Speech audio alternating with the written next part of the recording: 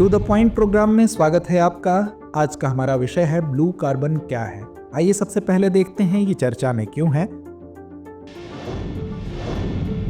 हाल के अध्ययनों में कार्बन पृथक्करण और जलवायु परिवर्तन से निपटने के लिए ब्लू कार्बन पारिस्थितिक तंत्र के रूप में मैंग्रोव, समुद्री घास और खारे दलदल की महत्वपूर्ण भूमिका पर प्रकाश डाला गया है।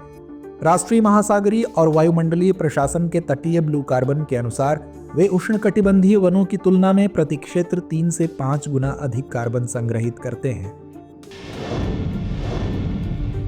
आइए जानते हैं ब्लू कार्बन के बारे में। इसका तात्पर्य मैंग्रोव, खारे दलदल और समुद्री घास जैसे तटीय पारिस्थितिक तंत्रों द्वारा कैप्चर और संग्रहित कार्बन से है। ये पारिस्थितिक तंत्र उष्णकटिबंधीय वनों की तुलना में 10 गुना अधिक दर पर कार्बन को संग्रहित करते हैं। अकेले मैंग्रोव प्रति हेक्टेयर 1000 टन से अधिक कार्बन संग्रहित कर सकते हैं। दुनिया भर में 10% खराब हो चुके मैंग्रोव को रिस्टोर्ड करने से अतिरिक्त 1.6 बिलियन टन कार्बन को संग्रहित किया जा सकता है। ब्लू कार्बन पारिस्थितिक तंत्र जैव विविधता का भी समर्थन करते हैं, मिट्टी के कटाव को रोकते हैं और तटीय वातावरण को स्थिर करते हैं। आइए अब जानते हैं कार्बन का वर्गीकरण। वैज्ञानिक कार्बन चक्र के भीतर इसके कार्य, विशेषताओं और स्थान को दर्शाने के लिए रंगों का उपयोग करके कार्बन को वर्गीकृत करते हैं, जो पारंपरिक कार्बनिक और अकार्बनिक अंतर की तुलना में अधिक विस्तृत रूपरेखा प्रदान करता है। बैगनी, हवा या औद्योगिक उत्सर्जन के माध्यम से स्टोर कार्बन। नीला, समुद्री पौधों और तलछट में संग्रहित कार्बन। टील, मीठे पानी और आर्द्र भूमि वातावरण में संग्रहित carbon.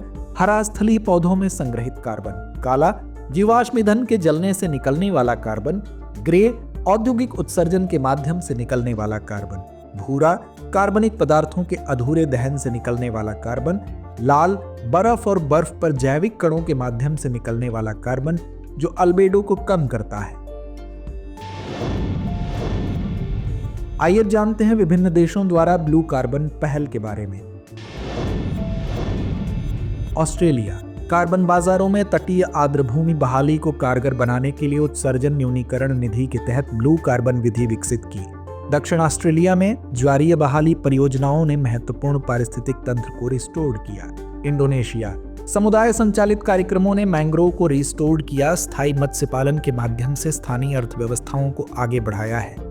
Mangrove ecosystem restoration alliance ने 262 हेक्टेयर मैंग्रोव को रिस्टोर्ड किया, जिसमें लगभग 4 लाख हेक्टेयर के विकास की योजना है। भारत तटीय विनियमन क्षेत्र नीति सुधारों के तहत पहलों ने इको टूरिज्म को बढ़ावा दिया और मैंग्रोव को रिस्टोर्ड किया।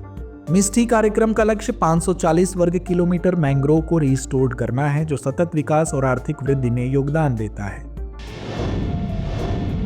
आइए अब नजर डालते हैं चुनौतियों पर। इनके महत्व के बावजूद ब्लू कार्बन पारिस्थितिक तंत्र शहरीकरण, प्रदूषण, जलवायु परिवर्तन और झींगा पालन जैसी असंवहनीय प्रथाओं से खतरों का सामना करते हैं। इन आवासों के क्षरण से न केवल संग्रहित कार्बन वायुमंडल में वापस चला जाता है, बल्कि उनके पारिस्थितिक कार्य भी कम हो जाते हैं। इन चुनौतियों का समाधान करने के लिए मौजूदा ब्लू कार्बन आवासों की सुरक्षा करना महत्वपूर्ण है। इसमें समुद्री संरक्षित क्षेत्र स्थापित करना और विनाशकारी प्रथाओं के खिलाफ विनियमन लागू करना शामिल है।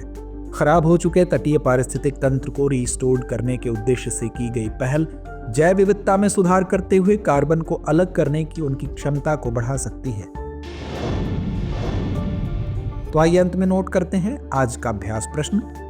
ब्लू कार्बन के बारे में निम्नलिखित कथनों पर विचार करें। पहला, ब्लू कार्बन तटीय पारिस्थितिक तंत्र द्वारा कैप्चर और संग्रहित कार्बन को संदर्भित करता है। दूसरा, ये पारिस्थितिक तंत्र उष्णकटिबंधीय वनों की तुलना में 10 गुना अधिक दर पर कार्बन को अलग करते हैं। उपरोक्त दिए गए कथनों में से कौन सा सही है या है? विकल्प ए केवल 1, विकल्प बी केवल 2, विकल्प सी 1 और 2 दोनों, या विकल्प डी ना तो 1 ना ही 2। तो इस प्रश्न का जवाब कमेंट बॉक्स में देना ना भूलें। धन्यवाद।